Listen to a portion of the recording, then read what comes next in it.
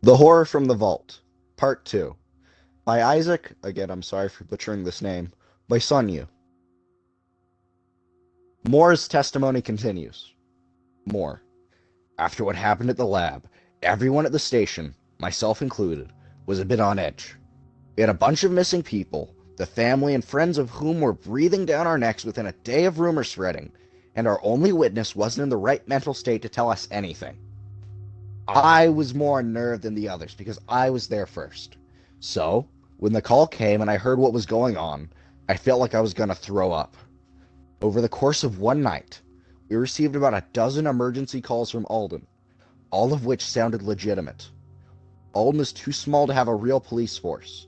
The most they have is a sheriff, a car, and a few guns inside a puny former office building. So they call us for the big emergencies. The call started at 8:45 when a local hunter called from his lodge to report that his friends hadn't returned from what was supposed to be a short trip.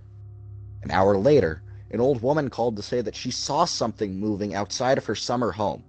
And 50 minutes after that, a little girl called us to say that she had seen a monster outside her window.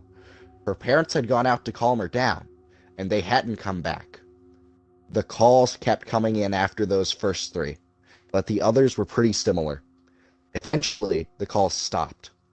I was called in after the last one had been recorded. It was a woman. She said her name was Sandra Williams. She said that she and the rest of the town had huddled up in the high school. There's something outside, she said. We keep hearing it out in the streets. It sounds big. We went to Alden at dawn and found a school full of very frightened, very tired people. Once that was done, we all formed search parties to go out looking for the missing townspeople. I was in charge of the second largest group, and we took to the alleyways and backyards. But all I saw was a trampoline with its mesh sliding ripped apart, a few cars with their doors opened, and 7 piles of clothes, all torn, all bloodless. Questioner. I see. Now, before we take a break, I need to bring up something you said previously. You mentioned having a nightmare the same night. Can you tell me more about it? More. Why? They're just dreams. Questioner. Just, please tell us. More. More. Why do I need to? Questioner. All I can tell you is that the scientists who are working on the coffin may have experienced nightmares similar to yours. Now, will you please recount your first dream? More. All right. I was standing in some kind of field or plain, surrounded by trees on all sides. It was dusk, so the light was getting dim, but I could still see the ground beneath me and the horizon.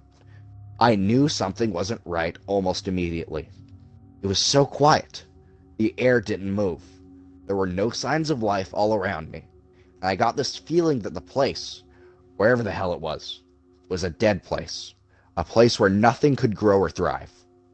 I started walking, but the ground never moved when I did. It was like I was walking in place. And then a shadow fell over me, and I got this feeling of being watched from someplace high up. I looked up, and there, above me, where the sun should have been, was this big, swollen tumor that moved like a heart.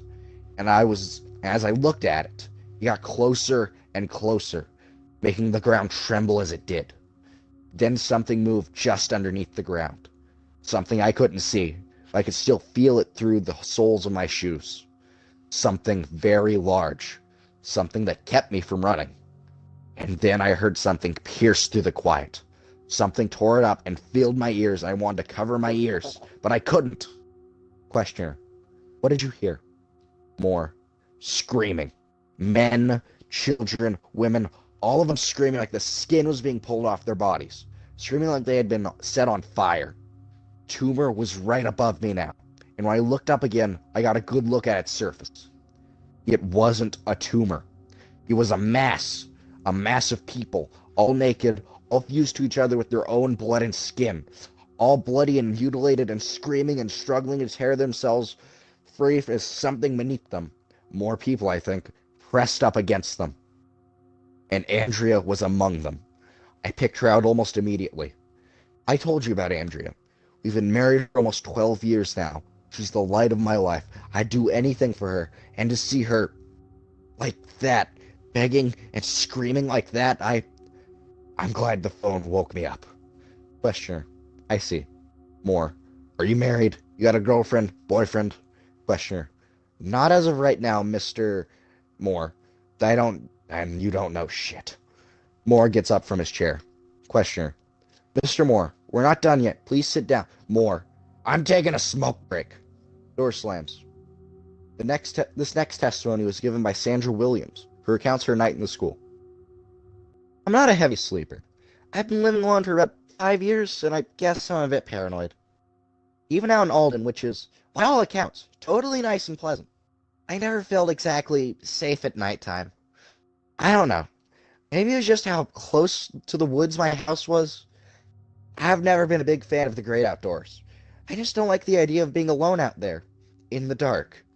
Even before that night, I heard things near my backyard, and the constant mention of wolves and bears and snakes didn't help either.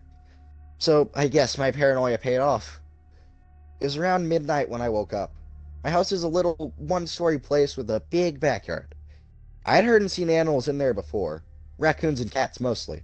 What I heard, moving around in the dark, sounded a lot bigger. I got up quickly, got my socks on, and went to the window in my bedroom. I didn't see anything but a tree trunk, so I went to the back door and looked out. It was so dark out there. The trees grow pretty tall out there, and the moon was hidden. My porch lights had been getting on in their years and weren't as bright as they used to be, so I turned them on. They barely lit up the porch. I couldn't see anything out there, so I thought that maybe whatever it was got scared off or moved on or something. I had just started to go back to bed when I heard something bump into the side of my house, farther away from my backyard, near the bedroom. A second later, the window in my bedroom shattered, and I ran out the front door as fast as I could. I tried my neighbor's house, but they were gone for the week, and I had left my car behind, so I ran all the way into town. I got to the sheriff's office and told them what had happened. He promised they'd send someone to check out my house, and had me wait and fill out some paperwork and give a statement. So he sent someone out, and I sat back and waited.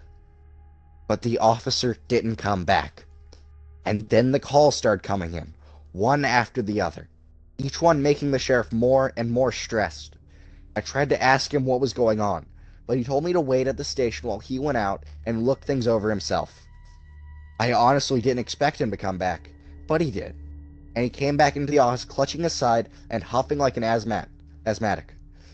I went over to see if he needed help, but he grabbed my shoulders and said, "Sandy, something's happening here.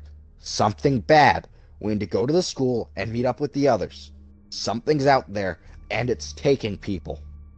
As you can expect, what he said made my heart leap into my throat, and I beat him to the car. We rode in silence, with me staring out the window, taking in the empty houses and cars. A few times I thought I saw something moving in the alleys and on the rooftops, but I tried to dismiss them as just shadows and my exhaustion kicking in. But after what happened, I think that whatever it was that came into our town was following the car. Our town has a school that had obviously been designed by someone who thought that Alden was going to become some massive city.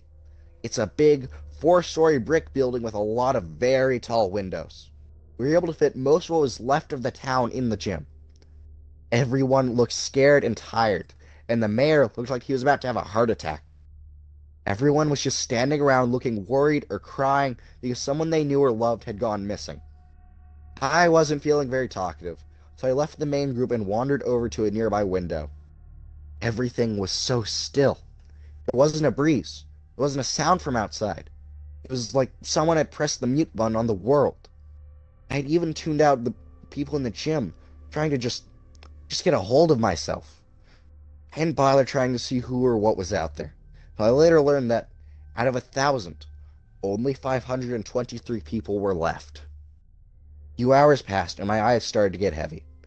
Everyone else had quieted down, and were just milling about, looking unsure of what to do. The families were all clustered together, trying to comfort each other. The full weight of what had happened hit me right then, I think.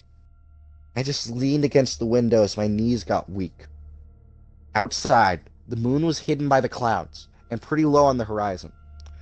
It was that time of night when dawn wasn't too far away, but it still wasn't light out. The window overlooked both the playground and the street that passed the school. I decided to stare out into space and try to keep myself calm. I kept telling myself that help would come soon, but I honestly didn't know if that was true. Maybe the calls hadn't gotten through to the real police. Maybe they didn't believe us. Maybe whatever was out there in the darkness had gone to Greenvale first.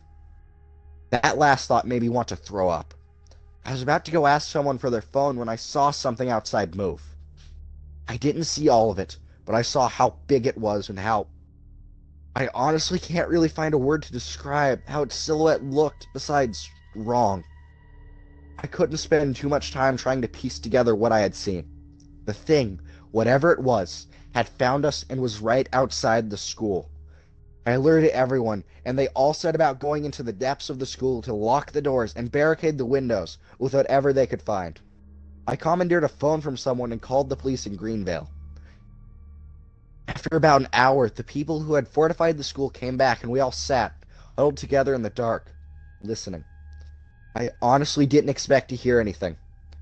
It was getting lighter outside, and I guess I was remembering all those childhood stories where the monster vanishes at sunrise. But that wasn't the case. Just as the morning bird song was starting, we heard one of the barricades near the gym break. I was one of the people who got to the barricade first. I saw the thing push the tables away from one out of the windows near the main entrance. Again, I didn't see all of it, but I did see 3 hands clawing at the table, pushing it and splintering it with punches. I was close enough to see that the hands were bloodied, the skin in tatters, the nails ripped off, bits of glass stuck through the palms. But I never heard a sound from outside. No breathing, no grunting, no talking. The hands just kept coming at the table.